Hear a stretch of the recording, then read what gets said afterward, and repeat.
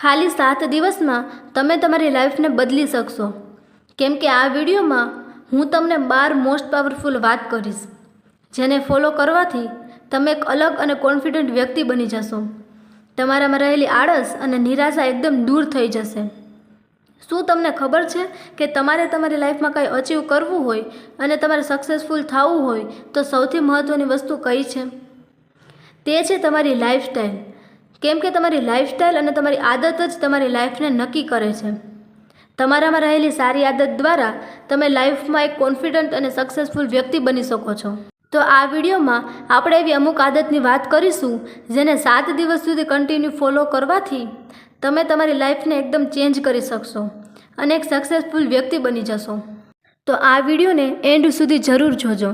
તો ચાલો video start કરીએ. આ 7 દિવસ રોજ સવારે વહેલા ઉઠવું અને રાત્રે વહેલા સૂવું. સૂવાનો અને ઉઠવાનો ટાઈમ ફિક્સ રાખવું અને સવારે 6 વાગે એટલે ઉઠી જ જવું, કારણ કે વહેલી સવારનો ટાઈમ ખૂબ જ એનર્જેટિક હોય છે. રોજ સવારે ઉઠીને પોતાની જાતને એક પોઝિટિવ લાઇન કહેવી, કોઈ એક સુવિચાર વાંચવો અથવા તો કોઈ બુકનું એક પેજ વાંચવું. તેનાથી આપણામાં એક પોઝિટિવિટી આવે છે.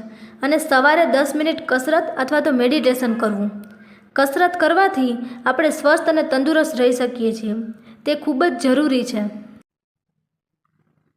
રોજ સવારે 15 મિનિટ ગાર્ડનમાં જઈને વોક કરવું અને તમને ગમતું હોય એવું ભજન અથવા તો સોંગ સાંભળવું. તેનાથી આપણો માઇન્ડ એકદમ ફ્રેશ થઈ જાય છે અને આપણને કામ કરવાની એનર્જી મળે છે.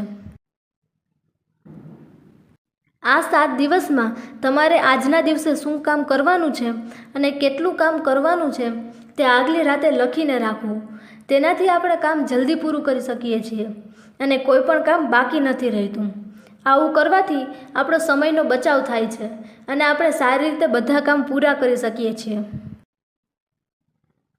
રોજ નવું શીખવું જોઈએ અને આપણે ગોલ નક્કી કરવો જોઈએ.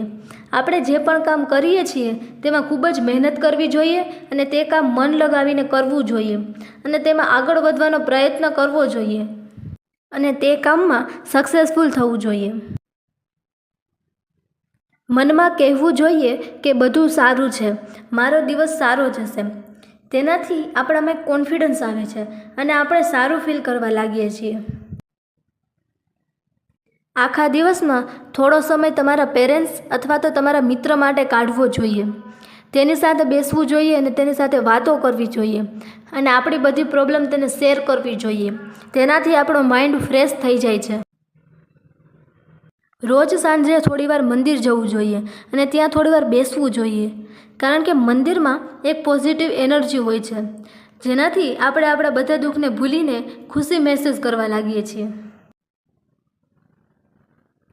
આપણે આખો દિવસ કાંઈક ને કાંઈક કામમાં બિઝી રહેવું જોઈએ, જેમ કે જ્ઞાન મેળવવું, ડાન્સ કરવો અથવા તો આપણને જે ગમતી એક્ટિવિટી હોય તે કરવું જોઈએ, કારણ કે આપણે જો આપણા કામમાં બિઝી હશું તો આપણને ખોટા વિચાર પણ નહીં આવે. આપણે આખા દિવસમાં 1 કલાક તો આપણા માટે કાઢવી જ જોઈએ, જેમાં આપણે મન શાંત કરીને બેસી શકીએ અને આપણામાં રહેલી શક્તિને મહેસૂસ કરી શકીએ. આપણને જે કાંઈ પ્રોબ્લેમ હોય તેનો વિચાર કરીને તેને સોલ્વ કરવી જોઈએ અને આપણા માટે શું સારું છે અને શું ખરાબ છે તેનો વિચાર કરવો જોઈએ.